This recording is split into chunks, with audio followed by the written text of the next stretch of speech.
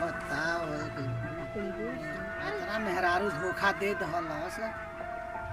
अब तो इतना चारू ओर फंसा दलस ओकरा इतना दया ना आइला कि तीन तीन गो तो कम से कम हमारा के ना हरामिया देखले रही तो लइकन के तो देखले रही तो बाल बच्चा तीन गो पैदा कैले रही ओकरा कैसन दिमाग आइल। हाँ? बताओ तो हमके मारा बीच मझधार में छोड़ के आई हमारा से जुदा हो गई। ये मेहरारू के कौनो तो निकियो मार विचार बा